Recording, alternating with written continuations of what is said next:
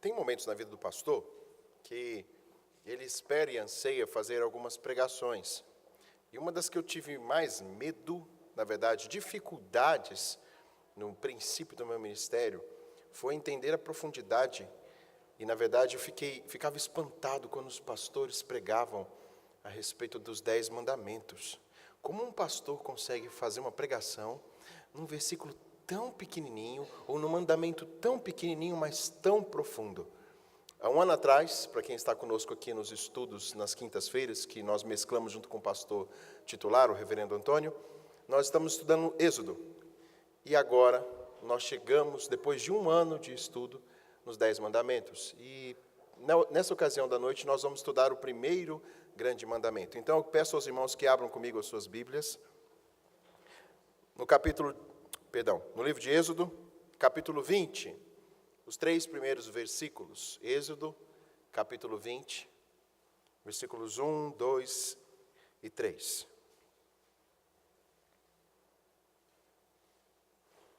Vamos ler todos juntos, são pouquíssimos versículos. Vamos ler todos juntos a uma só voz, esses 3 versículos? Vamos lá?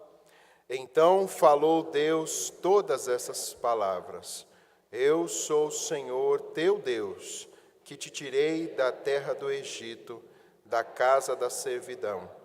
Não terás outros deuses diante de mim.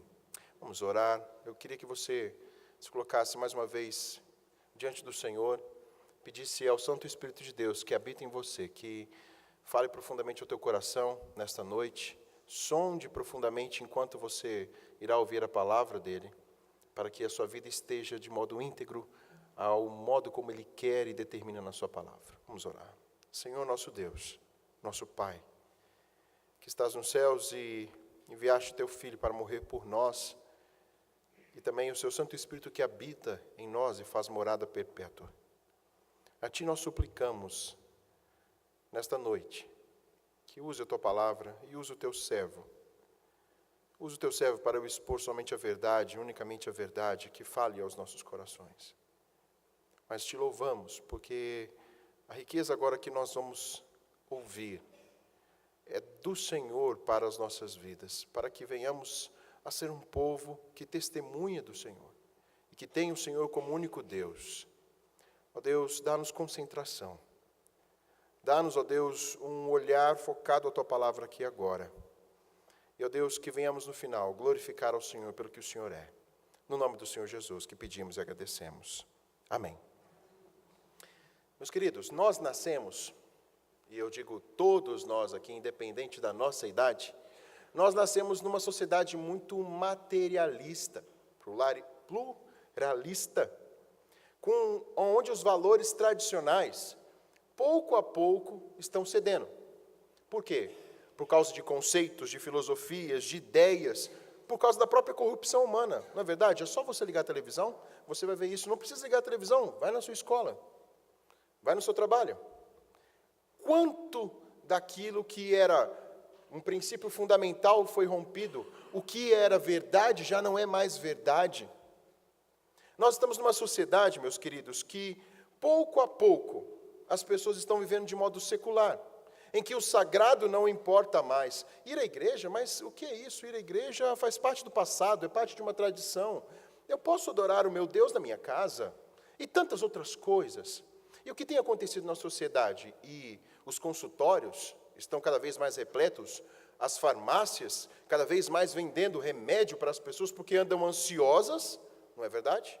Andam ansiosas, andam com medo, sem um foco na sua vida, ou então gastam a sua vida com as coisas materiais, cada vez mais jovens, sendo consumistas, trocando sempre um celular pelo mais novo, ou querendo e objetando coisas para trazer felicidade. A nossa geração é conhecida por a geração que mais viaja ou projeta viagens. Nossas mentes estão guardadas nesses planos. Aí eu quero fazer uma pergunta para vocês.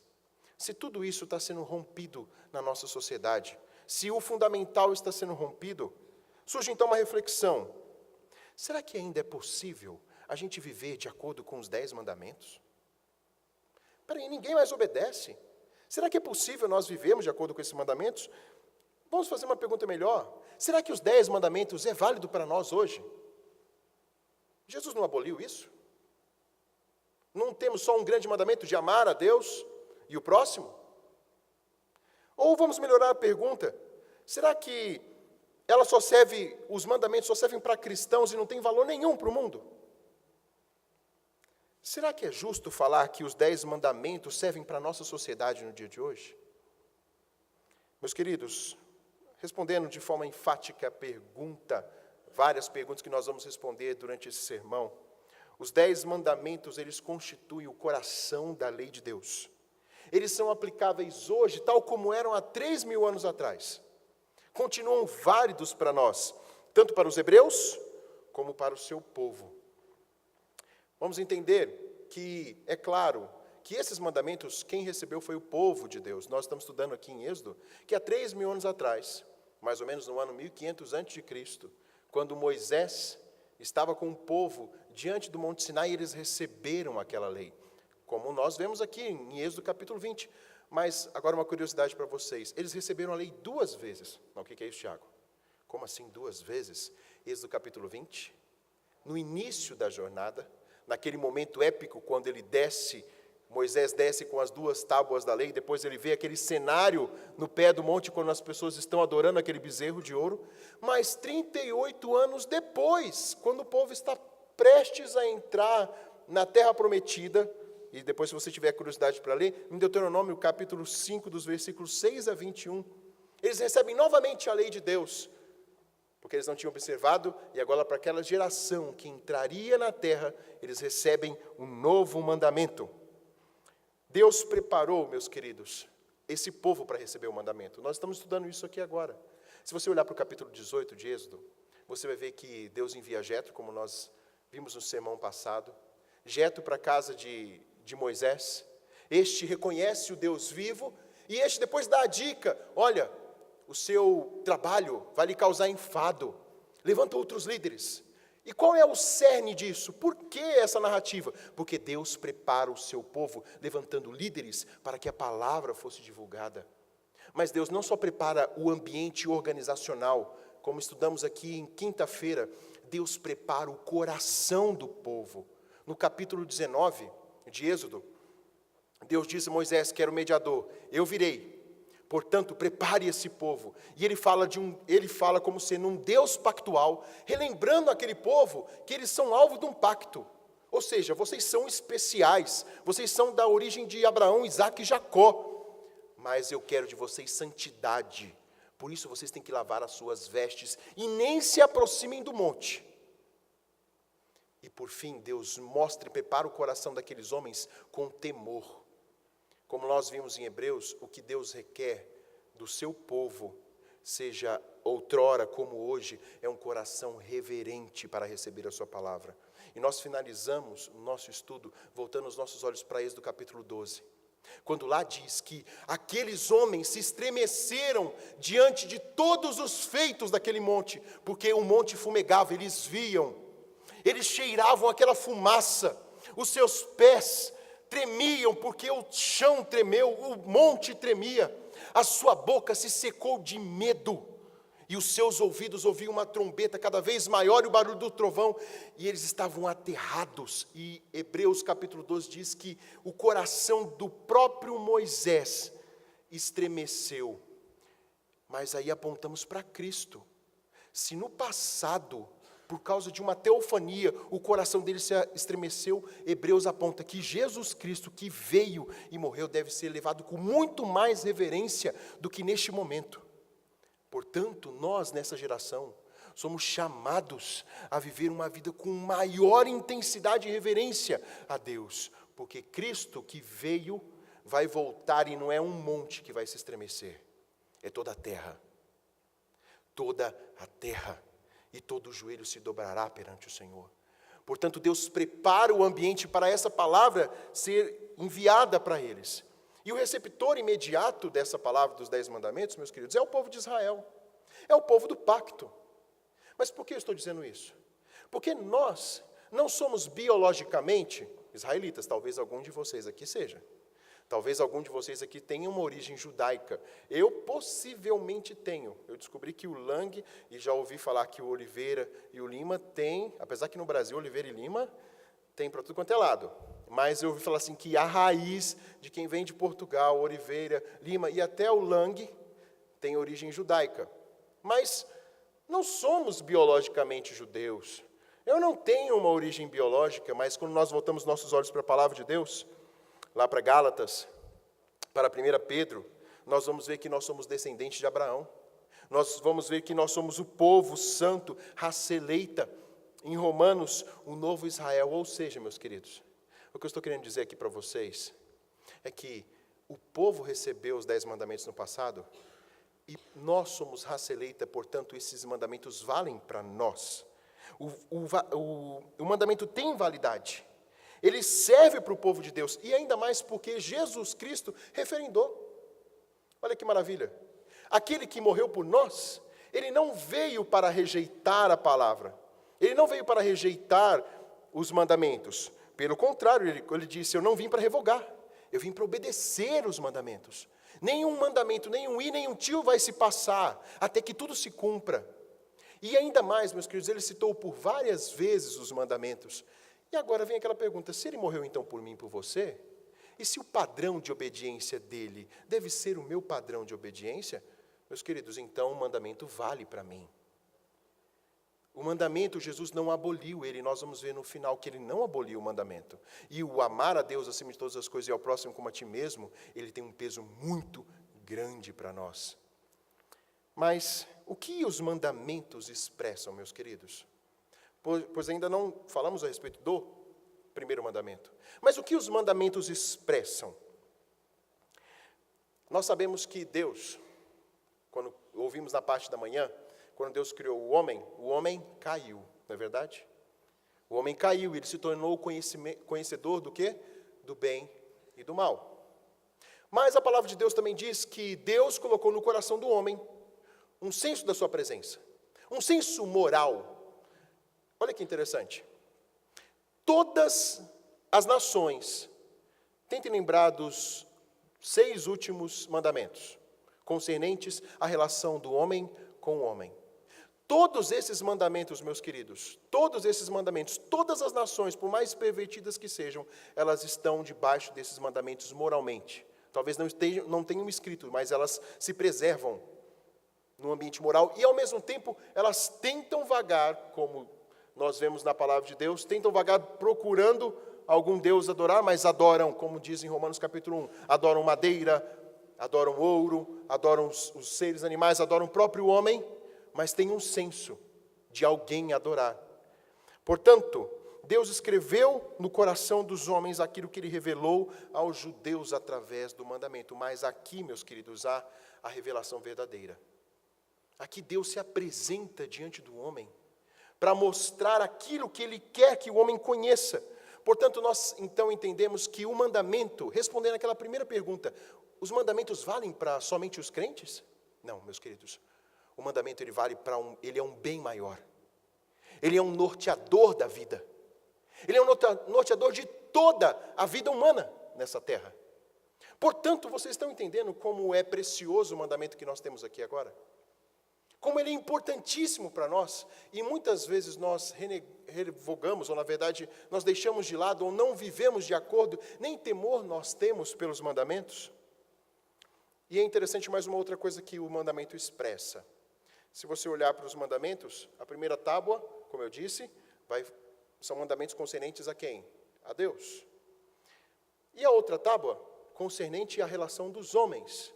Em primeiro lugar, então, o mandamento inicialmente expressa o que Deus é, o que Deus requer.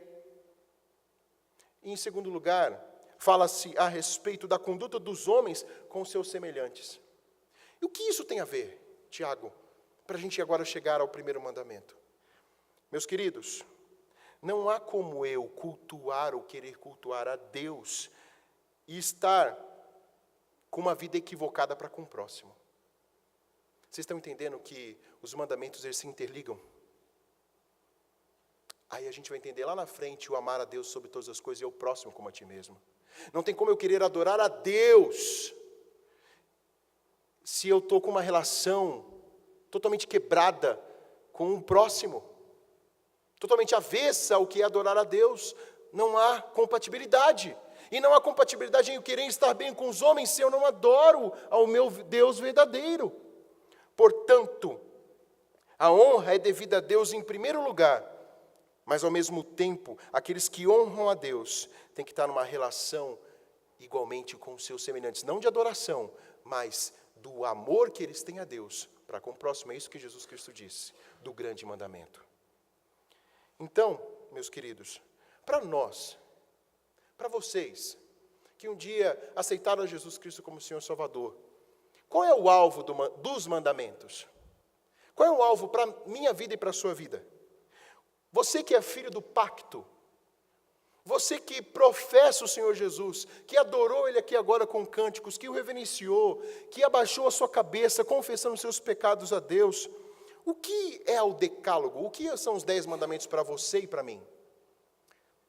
Eu não sou engenheiro, mas eu sei muito bem que uma casa, ela não tem, na verdade, ela não se firma se ela não tiver o quê? Um alicerce, um fundamento. Meus queridos, os 10 mandamentos são o fundamento da nossa vida.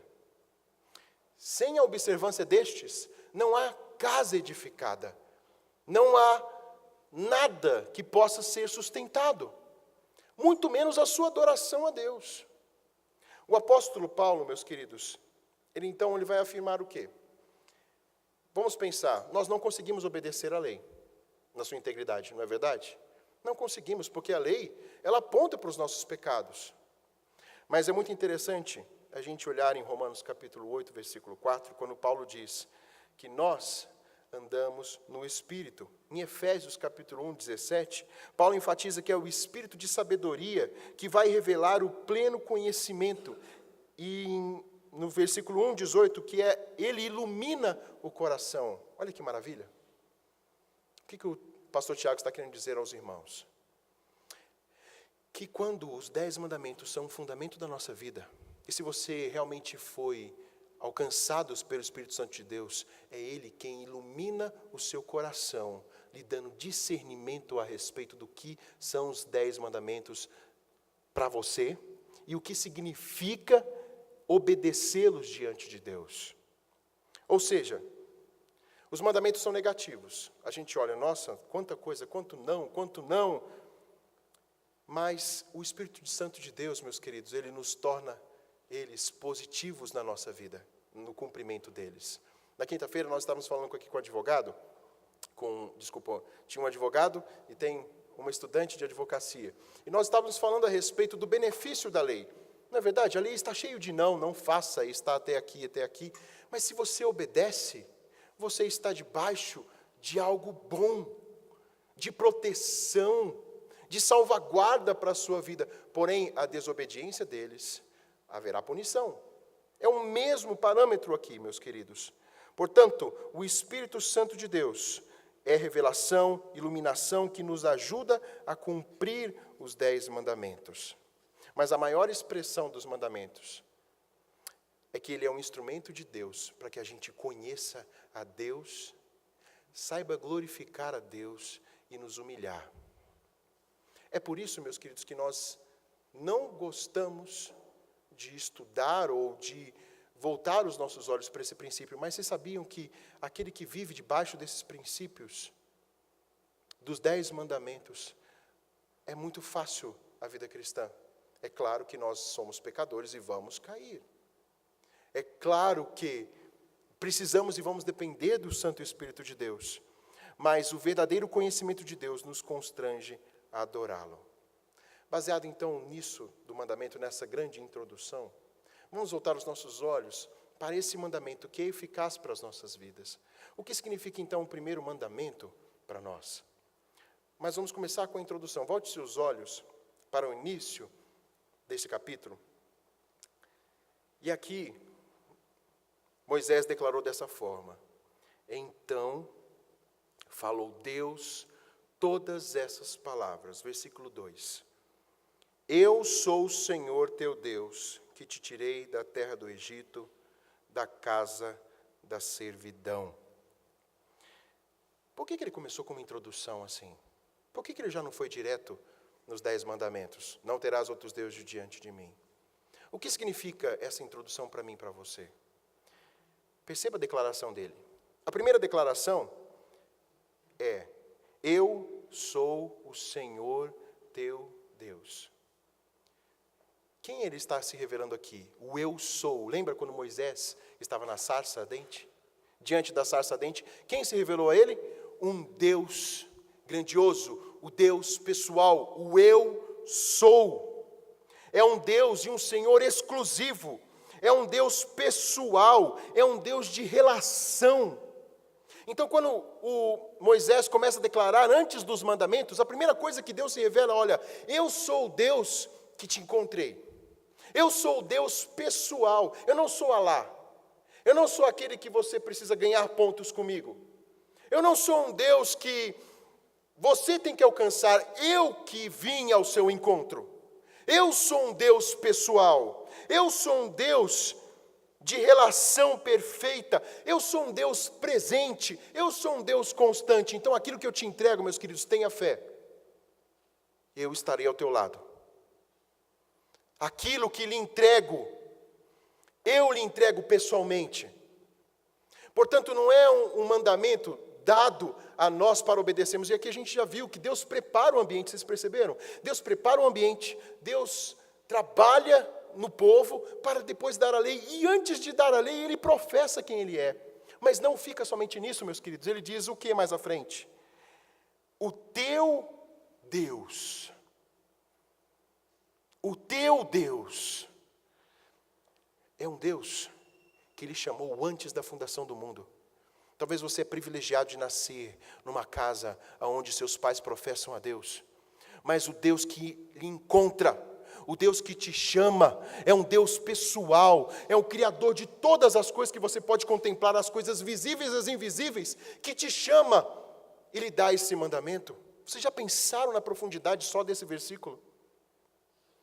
Talvez os nossos olhos estão tão voltados para nós ou para as coisas desse mundo que nós não abrimos a nossa mente para essa grande realidade, meus queridos. Um Deus pessoal que lhe entrega a palavra. E não é só para Moisés, eu estou falando aqui para vocês e para mim.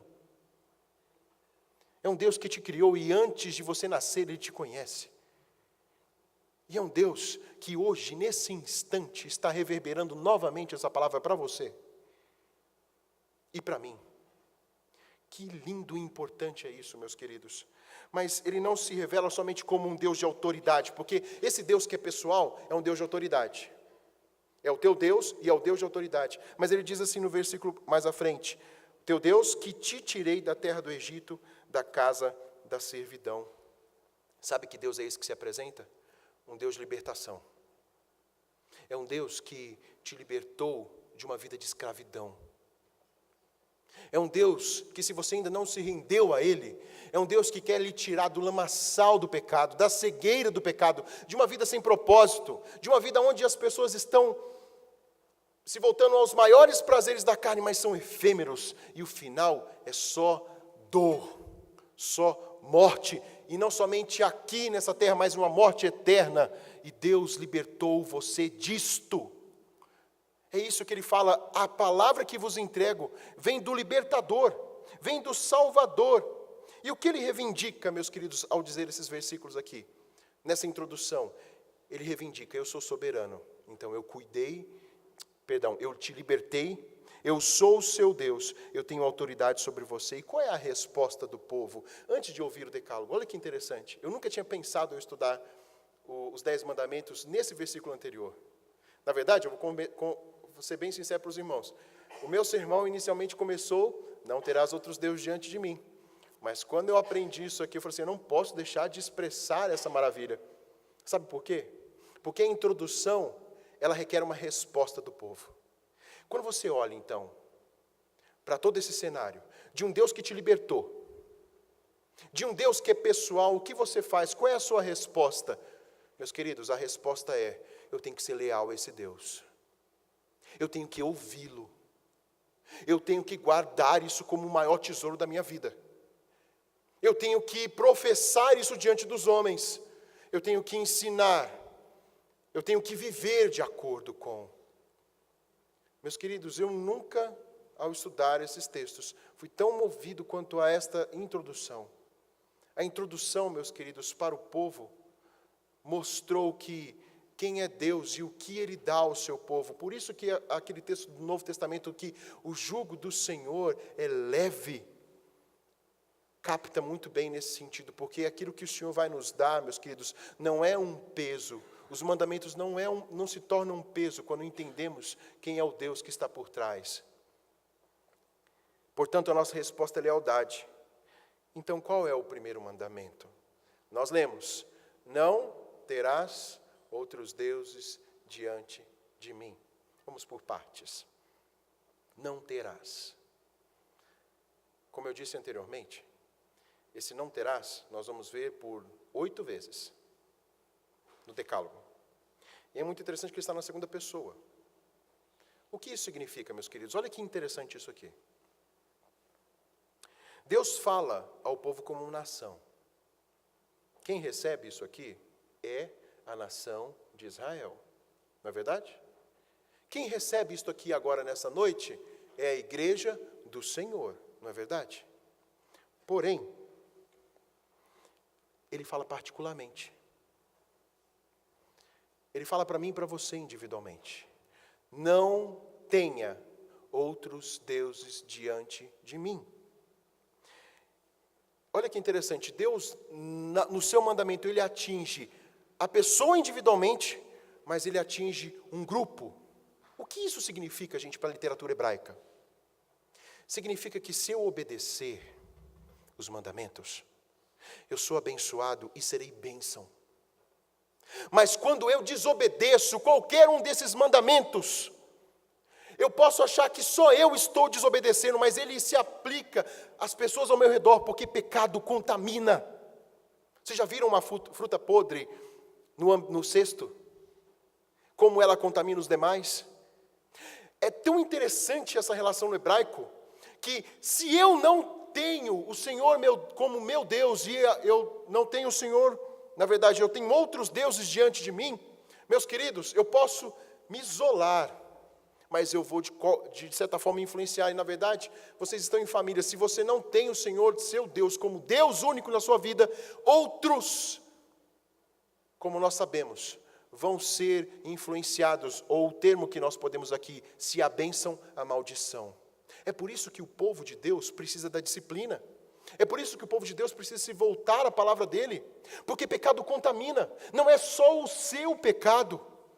Meus queridos pais aqui, se você não tem o Senhor, seu Deus, como Deus verdadeiro, e há outros deuses na sua vida, os seus filhos vão ver. A sua esposa vai ver, ou seu marido vai ver, e vão ser influenciados. Por isso esse mandamento, os mandamentos têm um grande peso singular, porque Deus vai cobrar de nós individualmente, mas eles têm peso sobre o povo. Gente, eu nunca também tinha pensado nessa perspectiva quando estava estudando os mandamentos. O que isso significa, meus queridos, então aqui para nós, para sairmos um pouco do mandamento, mas voltarmos para a nossa situação? Porque eu disse, é válido os mandamentos para a nossa sociedade? Agora vamos voltar para o Brasil? Não vamos falar do cenário, só pensa em todo o cenário que você ouve na televisão, do nosso Brasil como está. Politicamente, sociedade, educação, tudo. Já criou o cenário na sua mente, não já? Um caos. Sabe quem é culpado? Nós. Nós somos culpados. Sabe por quê? Porque quando o povo de Deus vivia debaixo desses mandamentos, eles eram bênção. E quando o povo de Deus, que aqui, pelo menos nos dados estatísticos são professos, quase 25% da população brasileira se professa crente ou cristã, vive um cristianismo verdadeiro, meus queridos, ele influencia. Então o que eu quero dizer a nós aqui, há alguma área da nossa vida, nos 10 mandamentos, que nós não estamos observando, e não estamos sendo bênção, na verdade estamos sendo maldição e problema. Lembram-se do povo, quando se esqueceu dos mandamentos? Quem Deus enviou? O rei Saul. Segundo o coração deles. E quantos problemas na nação? Tantos outros. Meus queridos, olhem depois, mais à frente, nós vamos falar mais à frente dele, mas me veio à memória. Quando o povo se voltava a Deus e quebrava e voltava-se à lei, o que acontecia com a nação? Avivamento. Lembra do rei Ezequias? Lembra do rei Josias? Quando eles quebraram os ídolos? Por quê? Porque o povo se voltou à lei do Senhor. Então, quando a gente olha para a nação, facilmente nós julgamos a nossa nação. Que nação é esta? Mas, meus queridos, volte os seus olhos para você e eu volto para mim. Será que eu estou obedecendo aos mandamentos e estou sendo bênção? Eu acho que não. Desde lá de casa, aqui na Sexta Igreja, no meu bairro, meus queridos, se eu vivo debaixo dos mandamentos, eu sou bênção. Por isso que ele tem um peso, não terás. Este é o primeiro mandamento que aponta, e nós vemos aqui, para a exclusividade a Deus. Deus quer e requer exclusividade. E a base, meus queridos, desse mandamento é a postura para os demais mandamentos. Este primeiro mandamento, não ter outros deuses diante de mim, meus queridos, é claro que você caiu no mandamento, você já caiu em todos, como diz a palavra de Deus.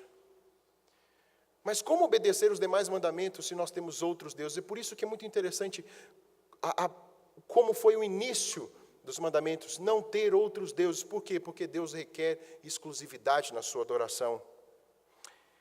E a finalidade desse mandamento é a proeminência do Deus vivo. E nós vemos no mandamento que ele existe um lado negativo e um lado positivo, como eu disse anteriormente. O que expressa esse não ter outros deuses diante de mim? O que Deus está apontando aqui que ele detesta e fica no lugar dele? Basicamente a idolatria. Idolatria. O que Deus condena aqui é idolatria. E o que é idolatria? É colocar alguém, alguma coisa, no lugar daquele que deve ser adorado. Pode ser algo visível ou algo invisível. Calvino diz que o nosso coração é uma fábrica de ídolos. Você pode não ter um ídolo na sua casa, mas, fatalmente, meus queridos, você idolatra alguma coisa e coloca no lugar de Deus. E Deus não tolera isso. E Deus quer integralidade de vida diante dele. Que exemplos nós podemos dar de ateísmo? Já dei a dica. De idolatria, o ateísmo. Aquele que diz, não preciso de Deus. Quantos estão crescendo isso? Eu não preciso de Deus. Você pode ser um ateu, mesmo cristão? Que pergunta é essa, pastor? Lembra da fala do reverendo Charles? Os surtos de ateísmo, quando você não depende de Deus? Você, cristão professo, quantos surtos de ateísmo você tem na sua vida? Eu não preciso de Deus para esse projeto. Eu não preciso de Deus para isso. Eu tenho força para fazê-lo. Ateísmo é ter outros deuses diante do Senhor. Politeísmo, preciso de muitos deuses, ou preciso de muitas coisas para me satisfazer. Eu preciso de tal e tal coisa para adorar, para ter sucesso. Ou então eu preciso de uma religião, de um formalismo, ou tem que ser dessa e dessa forma. Meus queridos, até como crentes nós podemos ter outros deuses, que são coisas que são lícitas, mas se tornam os nossos deuses. Tal padrão de sermão, tal postura. Quantas coisas nós colocamos no lugar de Deus, da adoração verdadeira. E o que é a idolatria? Idolatria é loucura. Vamos abrir as nossas Bíblias, meus queridos, para a gente entender quão louco é o idólatra. Jeremias capítulo 2, versículos 26 a 28.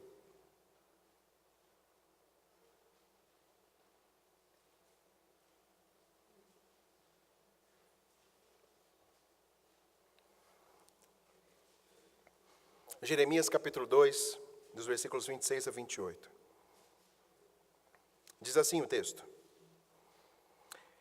Como se envergonha o ladrão quando o apanham, assim se envergonham os da casa de Israel, eles, os seus reis, os seus príncipes, os seus sacerdotes, seus profetas, que dizem a um pedaço de madeira, tu és meu pai, e a pedra, tu me geraste.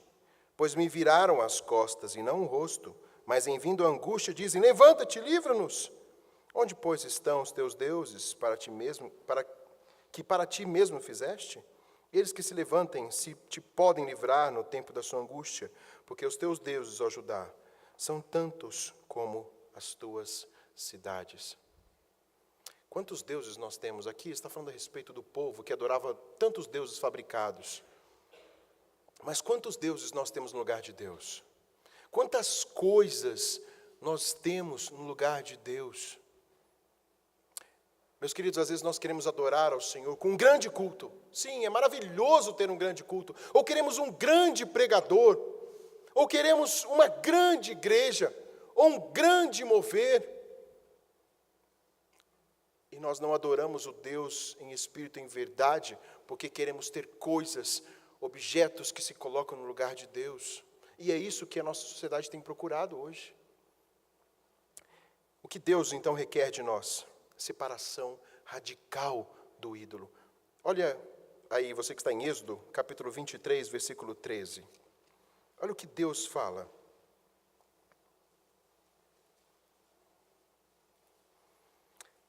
Êxodo 23, versículo 13. Em tudo que vos tenho dito, andai apercebidos. Do nome de outros deuses nem vos lembreis, nem se ouça da vossa boca. O que Deus quer aqui e requer do seu povo? Que o povo se aparte dos seus deuses. Que o povo lance fora os seus astarotes. Eu lembro aqui de um sermão do reverendo Antônio, na parte da manhã, sobre os astarotes que nós temos. Lançar fora esses deuses que há no nosso coração. Lançar fora coisas, meus queridos. Jovens, o que tem tomado o seu tempo? A gente vai fazer uma pergunta daqui à frente. Desculpa, na verdade, a pergunta agora. Em quem você confia nessa terra? Ou como você tem gasto o seu tempo nessa terra e com o quê? Aquilo que você mais gasta tempo pode ser talvez o seu Deus. Não estou falando que se você trabalha ou você tem algum emprego, é lícito você gastar as horas que Deus lhe dá. Mas no tempo vago que você tem, talvez aquilo está sendo o seu Deus. Talvez o futebol está sendo o seu Deus. Você ama mais o seu time do que a Deus. Você luta e vai em tudo que é dele. Mas você não estou falando de igreja, gente, não estou falando de participar das coisas comuns da igreja. Mas estou falando do tempo de você único com Deus em adoração a Ele. Talvez o seu time é o seu Deus. Talvez o seu celular, e está mais cada vez frequente, o seu celular talvez seja o seu Deus, você gasta horas e horas e horas com ele. Talvez o seu Deus sejam pessoas. Talvez o seu Deus sejam inúmeras coisas que ocupam o seu coração. E aí nós sempre como crentes professamos, não, Deus é o meu Senhor. Tá, então deixa acontecer com você o que aconteceu com Jó. Começa Deus tirando as suas coisas. Começa Deus tirando os seus amigos. Será que Deus é o seu Deus mesmo? Meus queridos, a palavra, ela aponta para um relacionamento de Deus com o seu povo. Ela aponta para o que Deus quer do seu povo. Jesus, ele ampliou os pecados. Quando você volta os seus olhos para Colossenses, capítulo 3, versículo 5, nós vemos Paulo falando a respeito do conceito de idolatria. Jesus falou várias vezes, e Paulo também fala, que é buscar honra, tantas outras coisas que nós colocamos no lugar de Deus. Você busca honra, você busca prestígio dos homens, você tem ambição, você tem domínio, tantas coisas que ocupam o teu coração. Meus queridos, o nosso coração, ele é tão repleto de ídolos, que nós temos que todos os dias parar como salmista, Senhor, som do meu coração, vê se há em mim algum caminho mau. Senhor, mostre aquilo que é ídolo e me dê a postura de lançar fora. Às vezes Deus está te mostrando o teu ídolo, mas às vezes você guarda ele. Não, dessa vez eu vou guardar, amanhã eu jogo fora. Mas ele é como aqueles, para quem gosta da década de 80, eu me recordei quando eu estava estudando esse pedacinho aqui, porque o autor do livro que eu estava lendo, ele fala sobre como é esse ato que nós fazemos de deixar o nosso Deus ali durante um tempo, e ele diz que esse Deus se multiplica. Me veio na memória aquele filme da década de 80, daqueles animaizinhos que eles comiam à noite, e depois se multiplicavam, e caía água sobre eles se multiplicavam ainda mais, e cada vez pior eles se tornam. Acho que era Gremlins, alguma coisa assim, os Gremlins. É aquilo, guarda o seu pecadinho ali no armário, meu querido. Quando você levantar de manhã, está repleto de outros. É assim, tem que lançar fora. Pecado com pecado não se brinca, e acima de tudo, ele se coloca no lugar de Deus. É por isso que às vezes, meus queridos, você chega aqui na igreja, e eu estou falando começar de mim, com o coração tão longe de Deus, querendo algo visual para falar o teu coração. Mas Deus não é a prioridade na sua vida. A prioridade na sua vida são os seus desejos. São as coisas visíveis ou as invisíveis que tomaram o teu coração. É por isso que Paulo ele fala a respeito desses ídolos. E sabe qual é o perigo da idolatria, meus queridos? É que Deus, em primeiro lugar, ele não admite outros deuses diante dele. Por isso que ele diz, diante de mim. Sabe por quê? Porque você pode não ter nenhum Deus ou nenhuma prática diante dos meus olhos. Eu posso te visitar e ver sua casa, não tem nenhum ídolo, porque você é um crente. Você nem televisão tem na sua casa, porque você gasta o seu tempo lendo livros. Você é um homem douto. Você é uma mulher que tem tempo para os seus filhos. Mas o diante de Deus aqui, esse diante de mim, ele é muito mais profundo. Ele vai lá dentro da tua alma. Não terás outros deuses diante de mim. Dentro do teu coração, Deus sonda. Coisa que eu, como homem, ou os homens que aqui estão, não podem sondar. E Deus abomina outros deuses.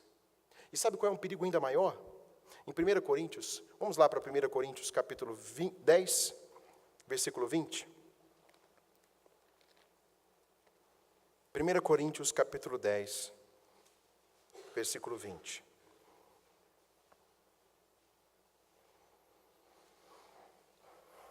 O subtema, que não é canônico, nesse capítulo, fala assim: o cristão deve fugir da idolatria. E olha o que ele fala no versículo 10. Perdão, versículo 20. Antes, digo que as coisas que eles sacrificam é a demônios, que as sacrificam e não a Deus. E eu não quero que vos torneis associados aos demônios. Nisso aqui, eu tremi. Não por medo a quem eles são, mas porque eu entendi, meus queridos, que a idolatria está associada a Satanás. Satanás, ele age por trás e através da idolatria.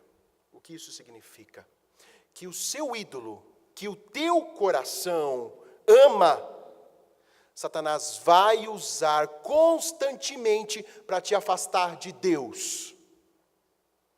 Ele foi vencido por Jesus Cristo. O valente foi vencido, mas ele continua agindo no teu ídolo. E ele sabe qual é o meu ídolo e o teu ídolo. Ele sabe. E ele vai mover todas as circunstâncias para que o teu ídolo seja mais adorado por você. E que o seu coração se afaste dele. E ainda para piorar este mandamento, Deus não tolera. E em Efésios capítulo 5, versículo 5, afirma que nenhuma idolatria, nenhum idólatra, tem herança com o Senhor. Sabe o que chama a nós cristãos isso? Aqueles que professam ao Senhor, que eu devo viver uma vida sondando todos os dias o meu coração e cortando pela raiz o mal. Quero trazer uma alusão a um momento que eu morei na Inglaterra durante um tempo e eu tive 2 serviços muito bons. Lavar pia de cozinha e cuidar do jardim no inverno. E é interessante um momento que eu tive cuidando do jardim, porque tinha uma planta que eu nem sei o nome, mas eram aquelas plantas que cresciam, e eu não entendi por que cresciam, quando a gente sempre passava 1, 2 semanas. Elas cresciam de uma forma absurda. O jardineiro nos ensinou, corte a raiz dela. Mas a raiz, gente, nessa profundidade. Uma plantinha de caule fino que crescia por toda a região, mas a raiz era muito grossa e profunda. Portanto, meus queridos, esse primeiro mandamento, ele faz sondarmos o nosso coração nas pequenas práticas e nos pequenos ídolos que estão, talvez, profundos na nossa alma e nos impedem de glorificar a Deus, e nos impedem de ter Deus como o maior princípio da nossa vida. Mas o mandamento também tem um lado positivo. O que não terás outros deuses diante de mim, evocam, porque Lutero diz que a cada proibição do decálogo, há uma ordem positiva. Significa então que toda vez que eu olho para esse mandamento, deve me causar temor, que Deus eu tenho diante do Senhor. Mas ao mesmo tempo, o que acontece quando Deus sonda o meu coração, me mostra quais são os ídolos, eu lanço fora? O que isso promove na minha vida? Meus queridos, não terás outros deuses diante de mim. Quando eu tenho o meu Deus, e somente o meu Deus, o meu coração, ele confia na suficiência desse Deus. Eu dependo dele. É como 1 Pedro declara, eu lanço sobre ele toda a minha ansiedade, porque o meu Deus tem cuidado de mim. Deus é o seu Deus e único Deus? Você confia plenamente nele? E não somente isso, meus queridos, o que isso promove na nossa vida é fidelidade a Deus. Porque eu obedeço a Ele, porque Ele é o meu Deus, Ele é fiel para comigo, Ele jamais vai quebrar as suas promessas, porque Ele é imutável. Então, eu sou fiel a Ele, porque Ele é fiel a todos aqueles que Ele chamou. Eu adoro ao meu Deus com reverência, porque Ele é o meu único Deus, porque eu reverencio a sua santidade. E é interessante, meus queridos, que essa analogia da idolatria, você adora, você reverencia, gasta o seu tempo com o seu ídolo. Por isso que eu disse, revise a sua vida a partir de hoje, nesse sermão, e pense, o que eu tenho gastado a minha vida com? Aquilo é o meu ídolo. Se tenho mais tempo com essas coisas que são, talvez, lícitas ou ilícitas, é o meu ídolo. Mas o que acontece quando você tem um ídolo? Você se prostra diante dele, você ama, você adora falar dele. Você ama falar daquilo que você adora, mas quando você tem Deus como centro da sua adoração, é como eu ouvi de um seminarista, você pode estar aqui com 4 pessoas, isso confrontou meu coração, queria uma igreja cheia, mas olha que gostoso saber que quando Deus é adorado, independente de quantas pessoas estão aqui adorando a Deus, Deus é louvado. Como eu ouvi do nosso missionário Israel lá no Sergipe, quando a gente ainda pregava para 2, 3 pessoas, entender que Deus é adorado em espírito e em verdade, independente das pessoas ao meu redor, independente da quantidade, independente do local onde eu estou, independente do pregador, Deus é adorado. Isso é uma graça de Deus. Ele promove em nós também zelo pelo Senhor. Ele promove temor, obediência e serviço. Promove uma vida de integridade e um coração totalmente inclinado a Ele. Que lindo é isso, meus queridos. Quando Josué, ele declara em Josué 24, 23, ele diz que ele amava ao Senhor. Ele vivia de uma vida honesta e a sua vida era de integridade diante dele. Indo para o fim, meus queridos, quando nós submetemos a grandeza de Deus, nós adoramos Ele em espírito e em verdade, com uma consciência tranquila. É por isso que muitas vezes nos achegamos aqui sem reverência, porque a nossa mente está lá nos outros deuses. Mas quando eu tenho meu Deus como meu Senhor, quando eu confesso os meus pecados, por isso que a gente começou o culto com um momento de confissão. Senhor, som do meu coração. Eu sei que o seu perdão me perdoa, mas me tira aquelas práticas. Porque uma consciência, meus queridos, que está voltada ao seu único Deus, ela adora, ela confia. É uma vida de fidelidade e uma vida de gratidão. Mas esse mandamento, meus queridos, ele foi, na verdade, recebeu luz no Novo Testamento. Como eu disse, Jesus não revogou a lei. Ele ensinou aos seus discípulos. E lá em Paulo, no segunda carta aos Coríntios, vamos abrir nosso penúltimo versículo. 2 Coríntios, capítulo 5. Versículo 15.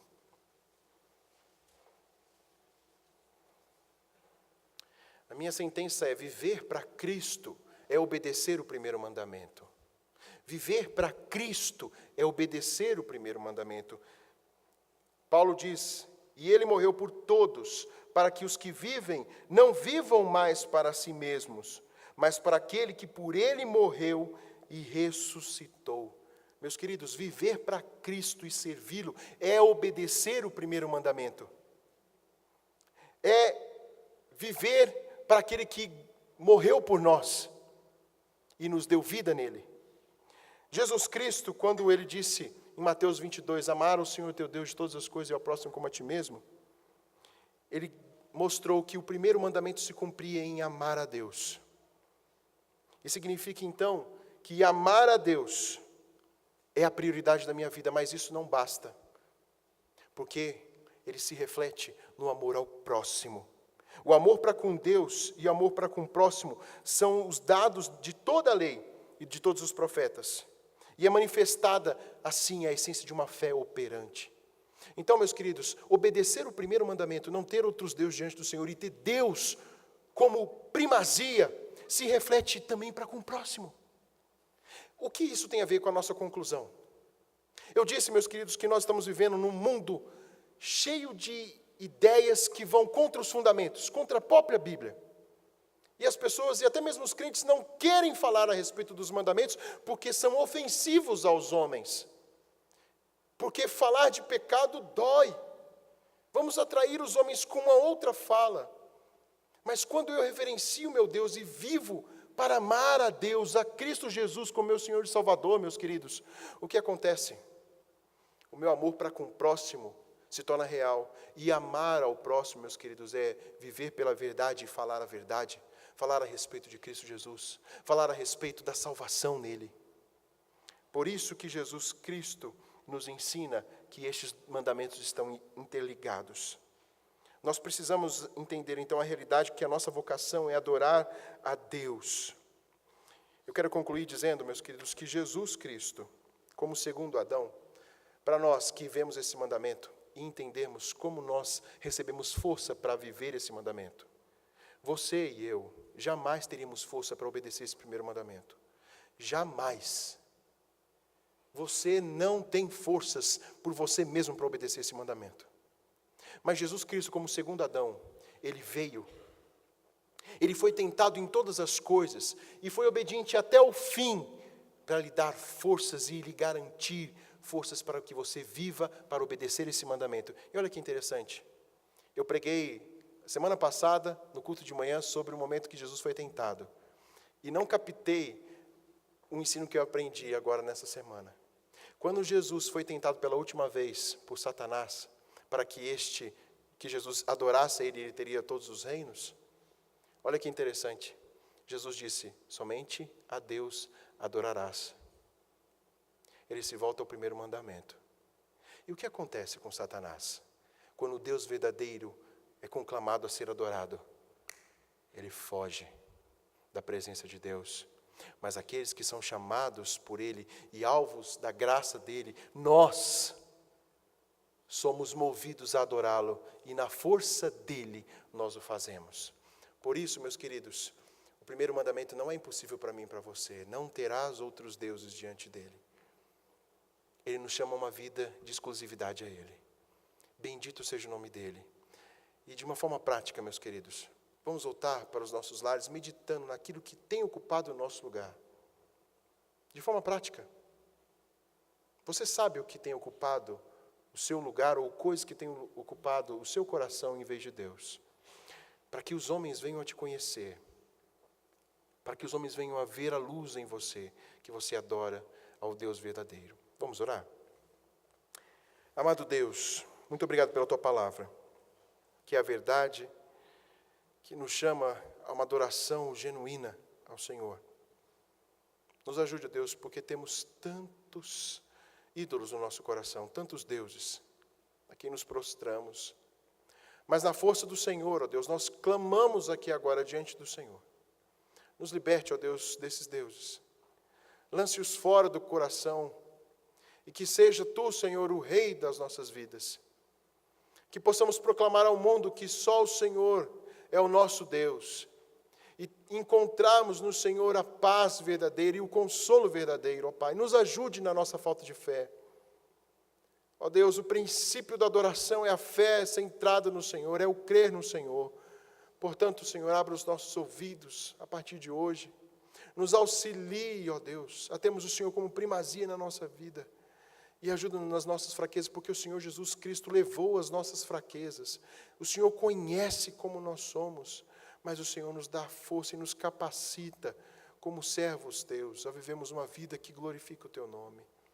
Ó Pai, faça isso no teu povo, faça isso em nós, na tua igreja, e que venhamos adorá-lo em espírito e em verdade, com todo o nosso ser.